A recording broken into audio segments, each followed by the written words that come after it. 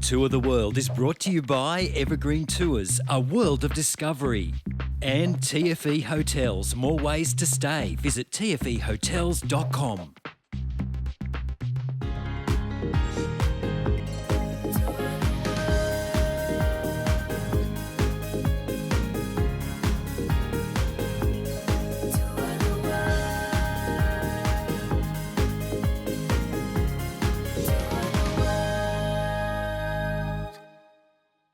G'day there and welcome to this brand new series of Tour the World as we hitch a ride with more amazing Aussie tour groups. Well, let's face it, hotels can either make or break any holiday. So this series, we're coming to you from a range of awesome accommodation options around Australia. This week, it's the Travelodge South Bank, right in the heart of Melbourne.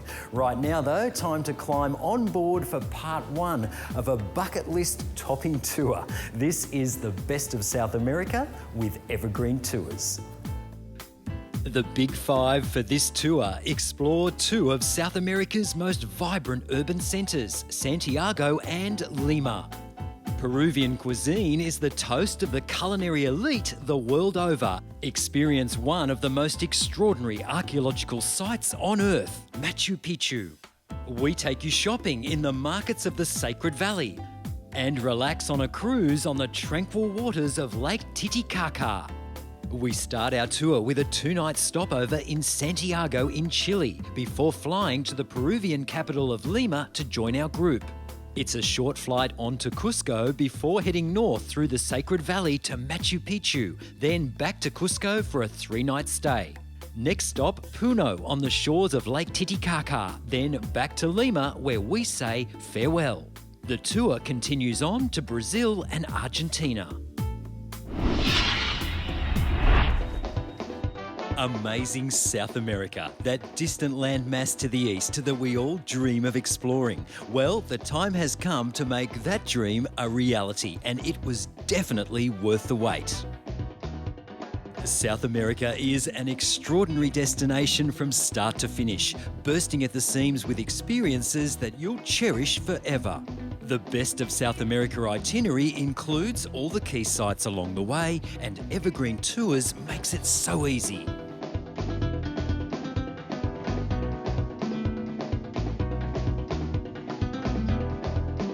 We'll be spending most of our stay in Peru, and let me tell you, this is a country packed with cultural and historic highlights. But first things first, we're on tour, so we're going to need a tour guide.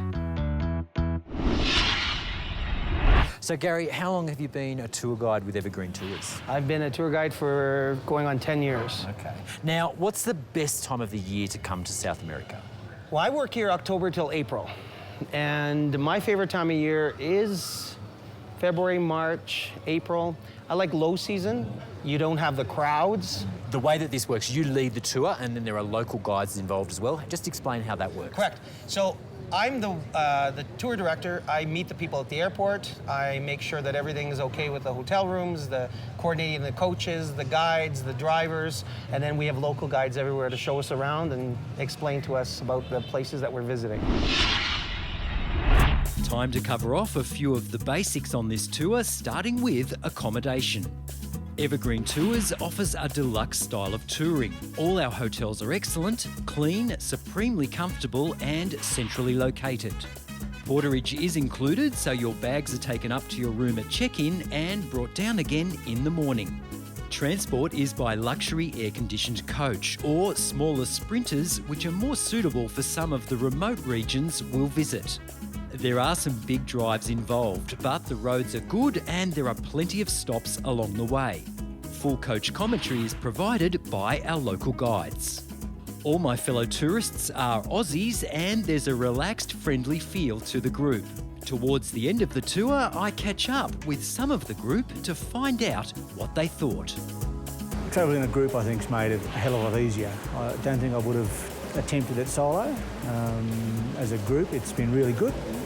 We've been guided around and any of the dramas, the language hasn't been a drama. I think we've worked, the whole thing's worked very, very well. food, the people, the guides that we come across on these tours, they are so passionate about their country and they want to tell you everything they possibly can in a short period of time, and sometimes it's information overload, but go with it, you know. They're passionate.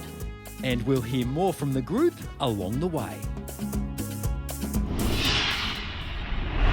Such a great bunch. Well, the Travelodge South Bank offers not only great value for money, but location, location, location. Walk to all of Melbourne's key attractions. I can almost hear those pie sellers over at the MCG.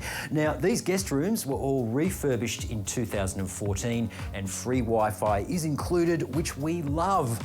Well, coming up after the break, the best of South America continues as we hit the ground running in Chile's captivating capital.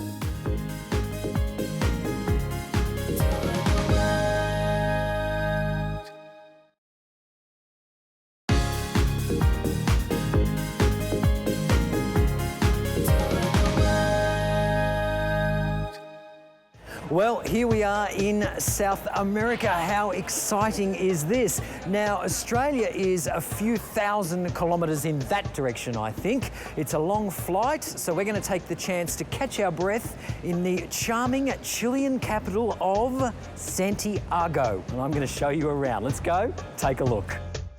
We're off on an included city tour, starting with some pomp and ceremony.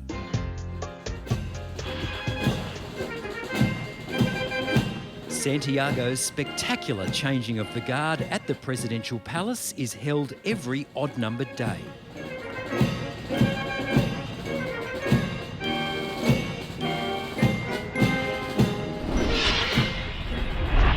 On to San Francisco Church, the oldest church in Santiago, which also has the distinction of being the oldest colonial building in the country.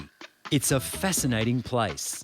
About 6 million Chileans call Santiago home, and to get a bird's eye view of the city and the distant Andes Mountains, we take the funicular railway 300 metres up to the top of San Cristobal Hill. The funicular was built back in 1925 and has carried some famous passengers in its time, including His Holiness Pope John Paul II, who conducted Mass right here at the foot of the Virgin Mary. The sweeping views are extraordinary. Time for a little sustenance and a couple of local specialties. Now, one of the things that you really shouldn't miss here in Santiago is completo, which actually means hot dog with the lot. Have a look at that. Tomato, onion, avocado. It looks absolutely amazing. Just going to give it a bit of a try.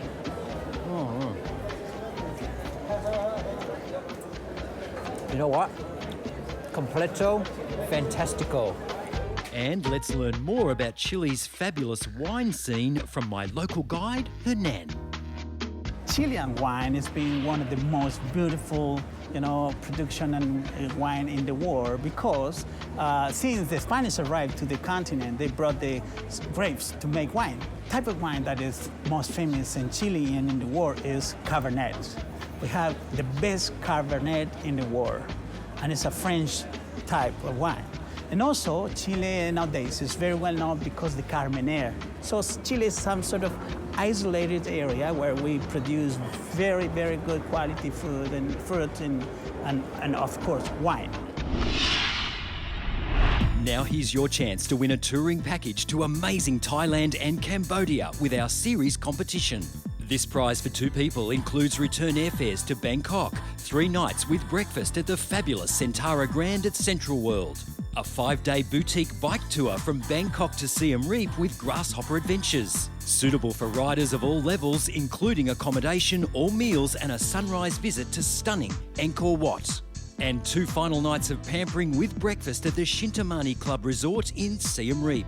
For this incredible adventure, you'll both receive luggage to match, High Sierra wheeled duffel bags, backpacks and laptop backpacks.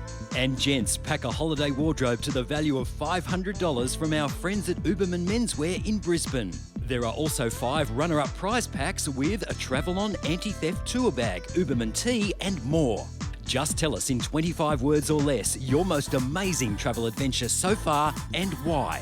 To enter, visit tourtheworld.com.au.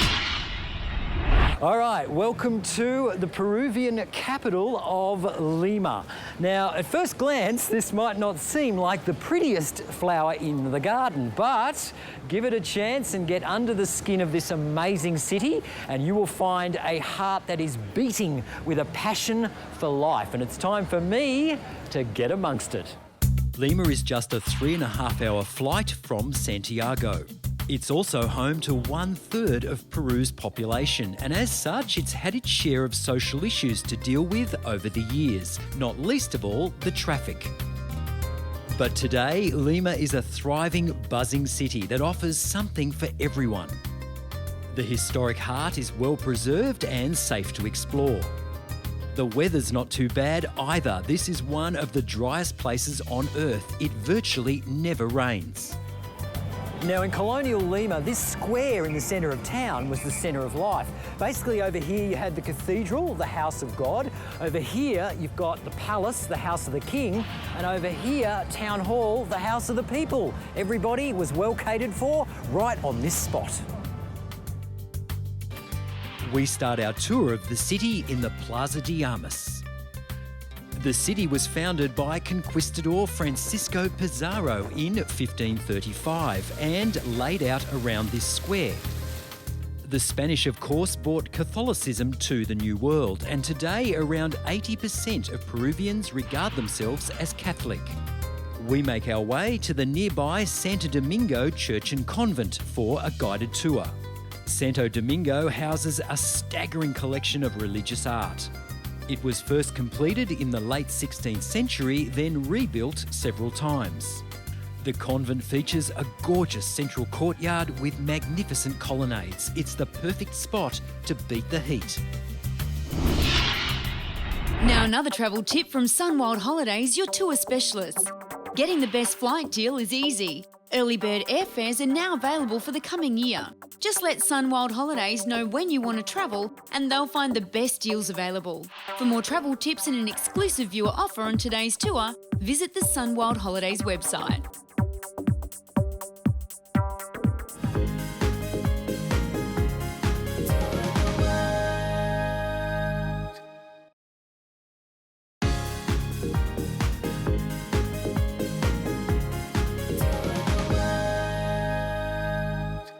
It's a short flight on to Cusco and an hour's drive to the heart of the gorgeous Sacred Valley.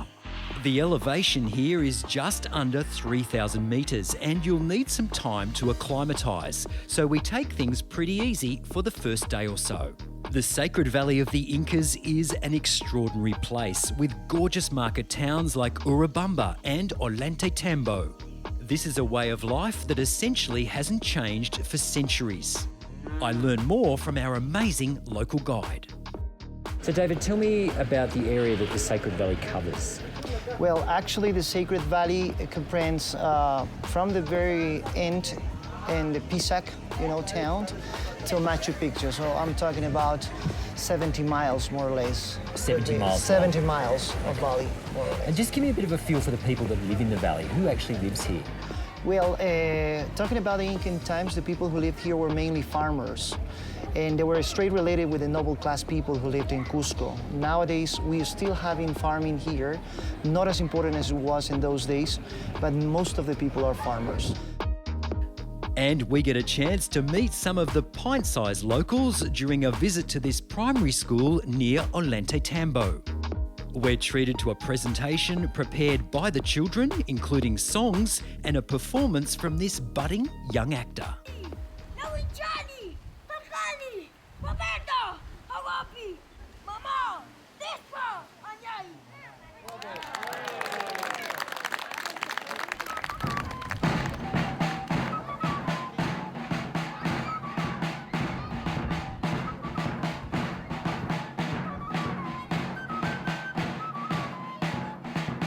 At first it was an eye-opener because I actually work at a school and they just have the basic blackboard, one little desk and chair.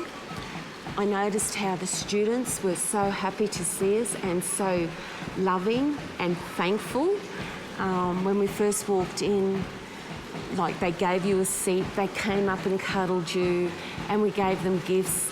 and you could tell that they don't get those gifts, and they were just so beautiful. They did a dance for us to welcome us, and they had done drawings to give us, and it was lovely.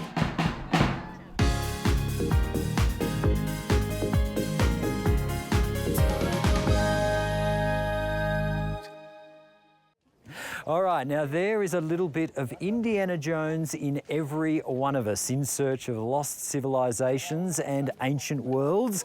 Well, it is time to get your Inca on as we take you to Machu Picchu in just a couple of minutes. But right now, let's learn more about this fascinating culture.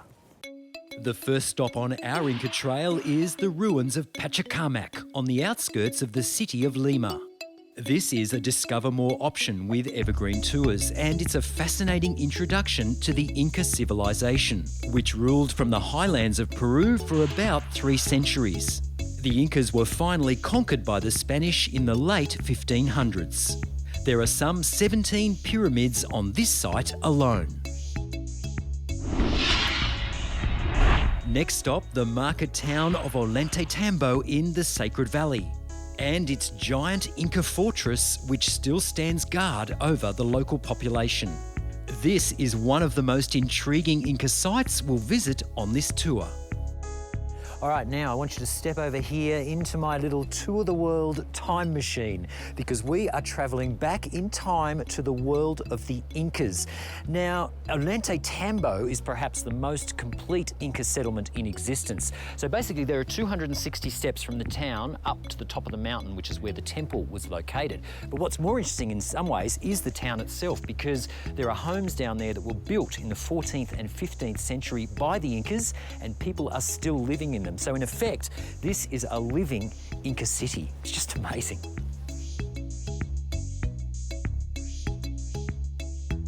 Wow, such an extraordinary experience, I can't tell you. Well, we love to get you a good travel deal where we can, and the fine folks here at the Travelodge South Bank and TFE Hotels have been happy to oblige. Now, if you're planning a visit to Melbourne anytime soon, jump online after the show, tfehotels.com, for the latest special offers. And get your days in Melbourne off to a great start with brekkie served right here at the hotel. Well, next stop on the best of South America, Machu Picchu.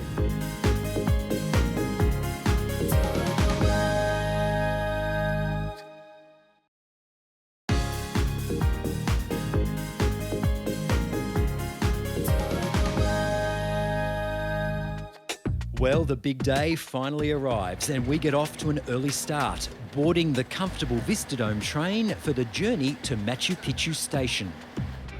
There's a real sense of expectation on the train, and the passing scenery is absolutely spectacular. And after a short bus ride into the mountains, we arrive at the gates to the citadel. Machu Picchu. Welcome to the celestial city, Machu Picchu. All right, now there are a few essential items of kit for this visit to Machu Picchu. There's a lot of stairs. Well, you don't build a kingdom in the sky without them. So you need a really good pair of walking shoes. You need a walking stick, a hat, and a sense of adventure. Oh yeah.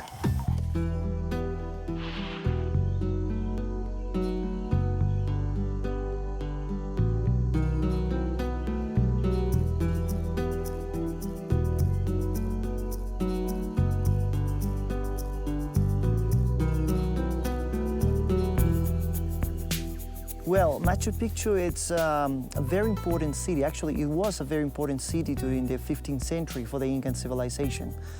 According to some scholars, it was possibly built around the 1438, 1440s during the reign of Pachacutec. As you know, the most important Inca leader in those years. So Machu Picchu was basically like a kind of administrative center for all the area that the Incans call Antisuyo, which is the jungle area of the empire. Since the 2007, Machu Picchu is considered as one of the new 7 wonders of the world. According to the UNESCO, they recommend 2,500 people per day, as maximum, to have like a comfortable environment so everybody could enjoy of the experience. What does Machu Picchu mean to you as a Peruvian? Coming to Machu Picchu every time, I can feel what my ancestors did, how hard was their lives. And I feel so identified with Peru coming to Machu Picchu. And also it's like, you know, it's a dream come true. I was here approximately 20 years ago, and I still had the same feeling when I saw, they said, now wait for it, and we came through that little archway, and there it was again, and I felt the same feeling as I did 20 years ago. I think it was experience for me was watching the others in my group experience it from my hometown as well. And one of our ladies are in their 70s, and where she hadn't done so many things during the trip, she did take on Machu Picchu, and she was so proud of herself when she did that, and having the photos go off to the family, and they were so proud of her as well. So any age group can do it.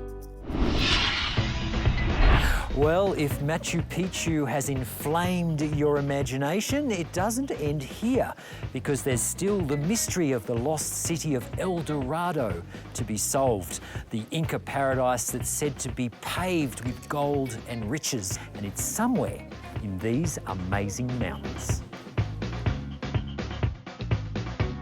Now, if you think this tour ticks all the boxes on your holiday checklist, then call Evergreen Tours or go online to evergreentours.com.au. For more episodes of Tour the World, visit our website or track us down on Facebook. Well, that's our lot for this week, but trust me, that is only the beginning, because next week, part 2 and a visit to one of the world's most fascinating cities, Cusco. Don't miss it. Special thanks this week to the Travelodge South Bank here in Melbourne and TFE Hotels for having us, and of course, as always, to Evergreen Tours. They really do look after us at every turn. Amazing. Well, right now, I'm going to send my credit card on tour to the Paris end of Collins Street. See you next week.